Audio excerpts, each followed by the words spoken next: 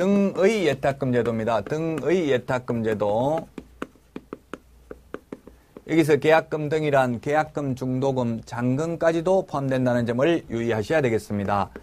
자, 그러면 매도인이 있고 가령 매수인이 있습니다. 그러면 매수인은 매매대금 돈을 지급하고 매도인은 등기를 넘겨주면 되는데 지금 현실적으로는 돈과 등기 서류를 맞바꾸고 있는데요. 이것은 사실상 동시이행이 아니고 매수인이 선이행을 하고 있는 겁니다.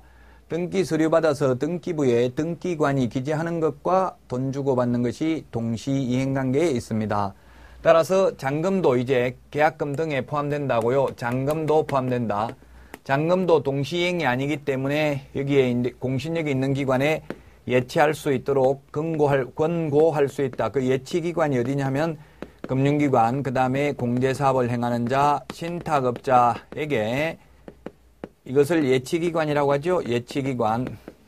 자, 여기에다가 예치하도록 권고할 수 있는데 예치명의자는 누구라고 했어요? 첫 번째 중개업자, 그 다음에 두 번째 은행법에 의한 은행, 그 다음에 세 번째 공제사업을 행하는 자, 그 다음에 네 번째 신탁업자, 그 다음에 다섯 번째 우체국 예금보험에 관한 법률에 따른 최신관서, 그 다음에 여섯 번째 보험업법에 의한 보험회사 명의로, 그 다음에 일곱 번째 계약이행관리 전문회사 명의로 예치하도록 권고할 수 있다.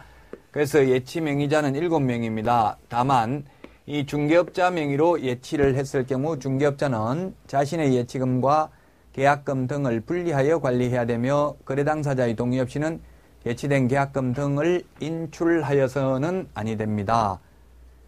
또 중개업자 명의로 예치할 때는 중개업자는 그 예치금액에 상당하는 보증보험 공제 또는 공탁을 가입하고 그 관계증서 사본을 교부하거나 전자문서를 교부하여야 합니다. 이 은행이나 공제사업 신탁업자는 예치기관이면서 또한 예치명의자라고 봐야 되겠죠? 은행법에 의한 은행도 금융기관에 포함된다고 보아야 할 것입니다. 이게 예치명의자고요. 그러면 이 예치된 계약금 등을 절대로 미리 수령할 수는 없는지요? 미리 수령할 수도 있습니다.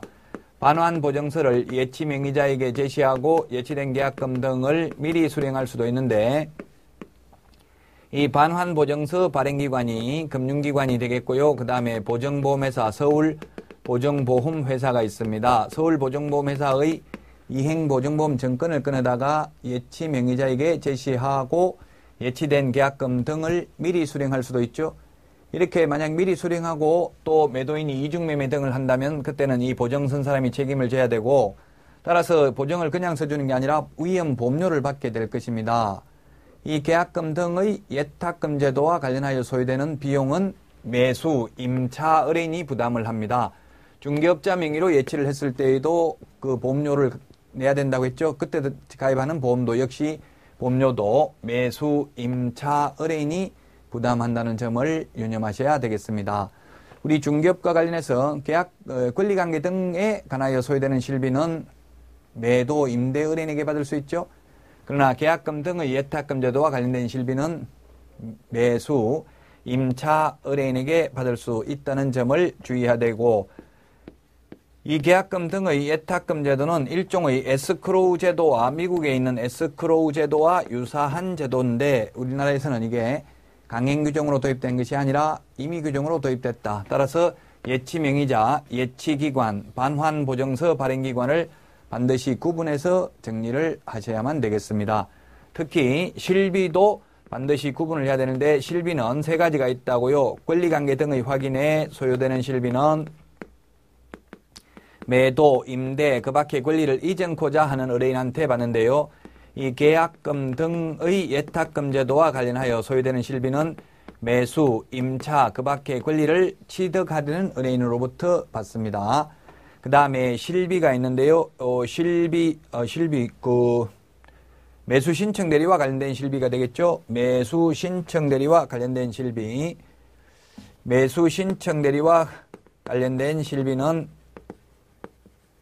매수 신청 대리와 관련되는 실비는 얼마라고 했어요? 한도가 30만 원입니다. 30만 원이 되겠고요. 그리고 이 30만 원은 원거리 교통비나